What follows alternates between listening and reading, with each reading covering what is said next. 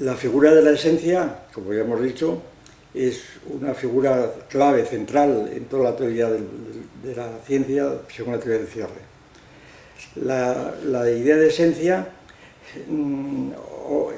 tiene un componente ontológico evidente, pero aquí queremos ver ese componente ontológico desde el punto de vista de su función noseológica, científica.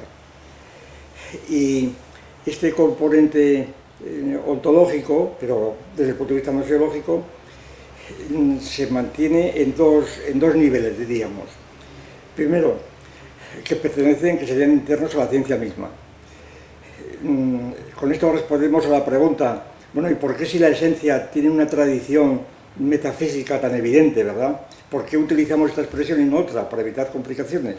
Pues la respuesta es bien sencilla, porque precisamente queremos reivindicar la idea de esencia en toda la tradición, por una razón, porque la propia idea de esencia tradicional, por ejemplo la de Santo Tomás, la de Cayetano, etc., esa propia idea de esencia es en su propio envolvente metafísico, o envoltura metafísica, tiene ya una función noseológica, esa es la cuestión. Y esto es lo que está relacionado con la ontología, y por esto es imposible reducir esa tradición si no se quiere simplificar el asunto o reducirnos a un ámbito puramente subjetivo, psicológico, cuando se confunde la idealización con la esencialización, por ejemplo. La esencialización es una idealización, bien, sino la idealización afecta o alude pues, a procesos mentales, ¿verdad?, de abstracción o lo que fuera, y la esencialización es otra cosa diferente. Unos ejemplos y lo aclararán, lo que queremos decir. Es decir, las esencias metafísicas son precisamente la esencia en el sentido megárico, que decíamos antes, el sentido megárico, de las esencias aisladas, separadas, pero estas esencias separadas o aisladas no son meramente contenidos arcaicos o históricos, ¿verdad?, propios del platonismo, de los megáricos, sino que son fases esenciales de la propia historia de las ciencias y de las propias ciencias de investigación. Ya pusimos algunos ejemplos.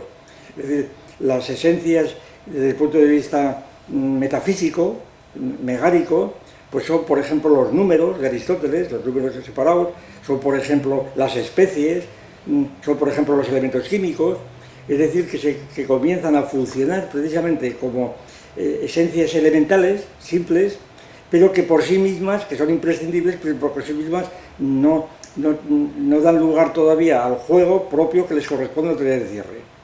¿Cuándo les corresponde o cuándo encontramos este juego?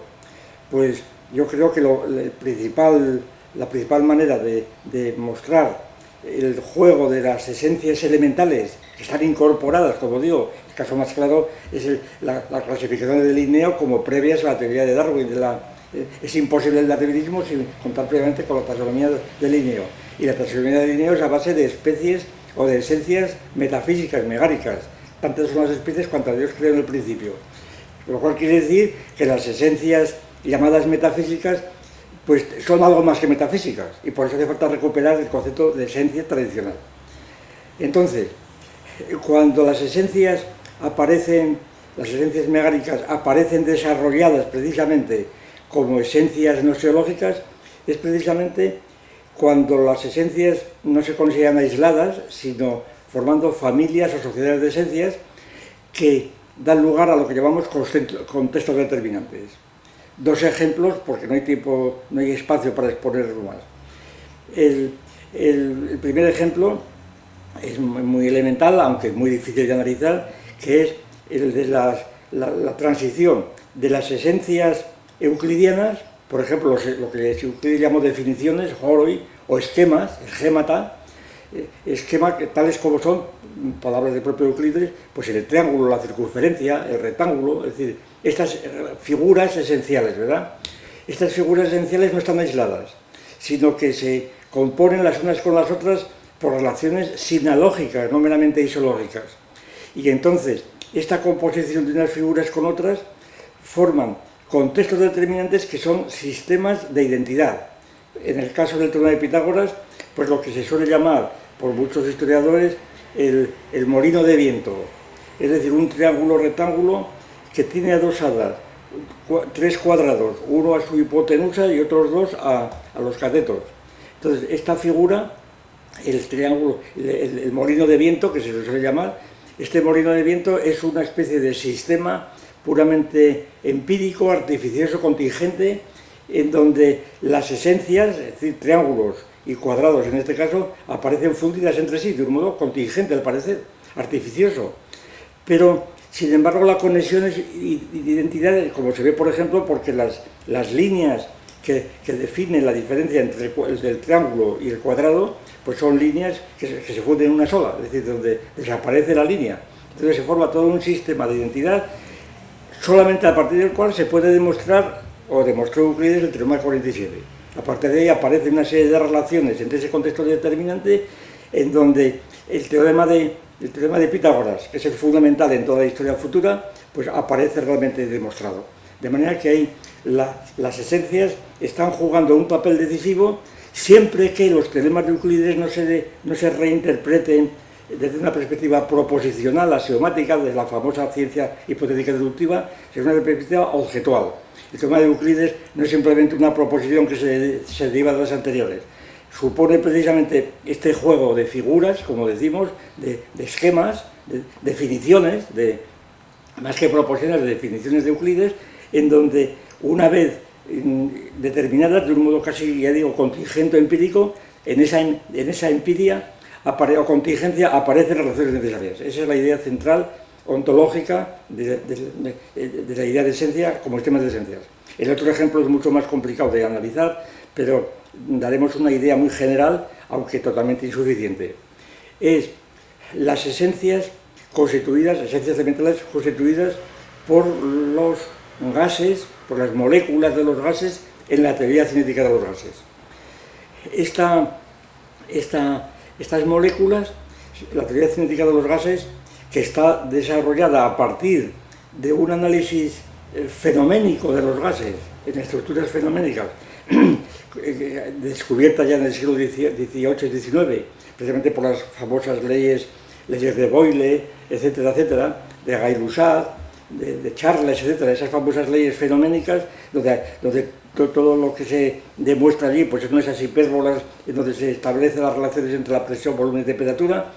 La teoría cinética de los gases, desarrollada ulteriormente, y que es uno de los grandes logros y transformaciones de la ciencia física y mecánica, aparece fundada sobre unas esencias nuevas que son las moléculas con forma esférica, que son perfectamente elásticas y que dan lugar pues a los gases perfectos, que los llaman gases perfectos. Claro, los gases perfectos no se fundan en una sola molécula esférica, sino en una colectividad de millones y millones de moléculas que juegan entre sí en un contexto determinante nuevo, constituido precisamente por el receptáculo de esos gases, que suele ser un cubo. Se suele considerar con un cubo con arista A, A elevado a 3, que juega un papel decisivo en toda la teoría de la cinética de los gases, de una importancia realmente pues, que esté un poco al tanto de esto, es decisiva en todo el desarrollo de la física. Entonces, ¿qué quiero decir con esto? Pues que estas esencias, es decir, estas moléculas esféricas, pues no es que sean idealizaciones de las moléculas, no es tampoco que haya moléculas con una especie de corpúsculos o bolitas que estén allí en el recipiente, porque esas moléculas no existen como tales. La prueba es que pero sin embargo están dadas a través de ellos. Es un poco, para indicar rápidamente por dónde voy, como la idea de dado perfecto. Un dado perfecto es aédrico, ¿verdad? El dado perfecto no está fuera, es una esencia típicamente, una esencia.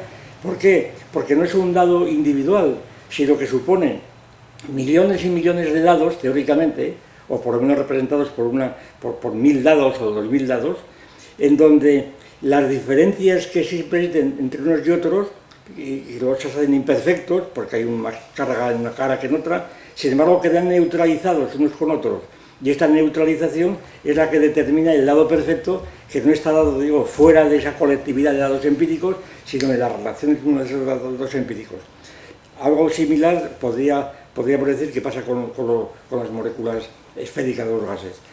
Las moléculas, la esfericidad de esas moléculas elementales, pues no es una figura que esté dada allí, sino más bien ni una representación idealizada, sino que más bien define la función de esas moléculas, que pueden ser prismáticas, pueden ser poliédricas o como se quiera, pero que representan o manifiestan precisamente una especie de equilibrio, de igualdad en cuanto a las incidencias de unas con otras con respecto a sus efectos.